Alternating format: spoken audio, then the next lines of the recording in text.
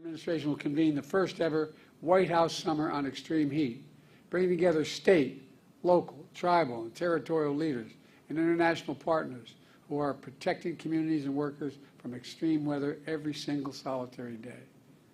You know, along with these actions, another reason why we're here today is to get the word out so folks know these resources are available to them and anyone who needs them. I was telling the group who briefed me earlier, my brother has an expression, you got to know how to know. We think everybody understands government. It's complicated. We want the American people to know help is here, how to get that help. Follow the guidance from local leaders and public safety officials. Stay indoors, somewhere cool if you're vulnerable. Be careful on hot pavement. Know the signs of heat stroke like headache, nausea, and dizziness. And always have water with you whenever you're outside this summer. Today's announcements build on historic action my administration has already taken to address extreme heat events. We launched a new website, heat.gov. Let me say it again, heat.gov, that shares life-saving information and links a new heat risk tool to help communities forecast extreme heat. Just enter your zip code and see the heat forecast not only generally, but in your community where you're living. And we'll get back to exactly what the heat forecast for your neighborhood is. My Department of Labor also created the first ever national program to protect workers from heat stress. We've invested billions to enhance our power grid, expand energy shortages so that lights, air conditioning, refrigeration, internet stay on during heat waves, storms, and other climate changes. It's building back a different way. All told, we've invested a record more than $50 billion for climate resilience, including against extreme heat and wildfires. But that's not all. My American Rescue Plan is helping states and cities promote energy efficiency, reduce the impacts from flooding, and open cooling centers. People have to know where to go, where they can go in their neighborhood. It's just not automatic. Through the bipartisan infrastructure law, we're delivering over $20 billion to lower your energy costs, upgrading the electric grid to withstand stronger heat waves and storms.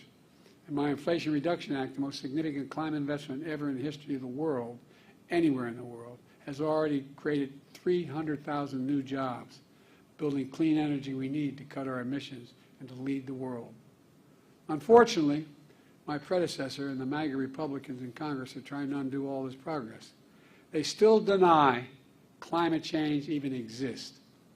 They deny climate change even exists. They must be living in a hole somewhere at the expense of health and safety of their own constituents. They deny it exists. Every single congressional Republican voted against the investments which created these jobs and combat climate change. Many of them are trying to repeal those climate provisions and kill those jobs. I quite frankly think it's not only outrageous, it's really stupid. Everyone who willfully denies the impacts of climate change is condemning the American people to a dangerous future and either is really, really dumb or has some other motive of that. How can you deny there's climate change, for God's sake? Let me close with this. When disaster strikes, there are no red states or blue states. I've demonstrated that. I said no matter whether you vote for him or not, everyone's going to get treated fairly. They're just communities, not red communities, blue communities, they're just communities. Families looking for help. And my administration is going to be there for you every step of the way. We just have to remember who we are, for God's sake. We're the United States of America. The United States of America, there's nothing beyond our capacity if we work together. So God bless you all. We're just getting started here, man. I'm confident we're going to get this done. Now I want to turn it over to Clint Osborne, Director of the Acting Director of D.C. Homeland Security and Emergency Management Agency, to tell you what his team's incredible work is doing on the front lines for extreme weather events. Where are you, pal? Right behind you. Well done. By the way, this guy does everything. I get in the elevator, he's operating the elevator. I tell you, that's what they call full service, man. Full service white glove emergency management. Thank you, man. Yes, sir.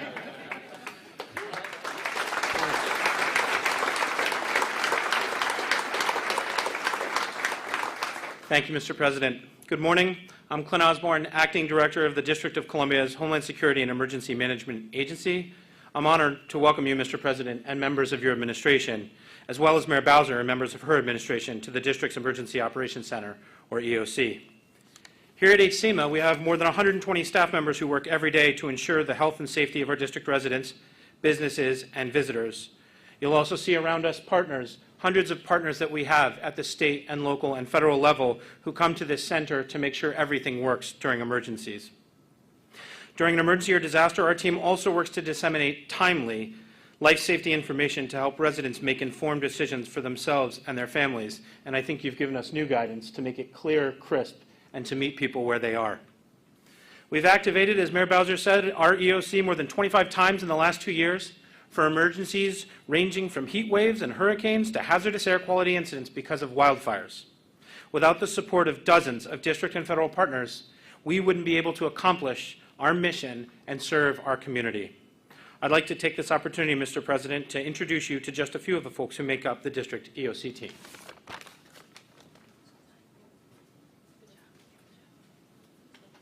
Go this way.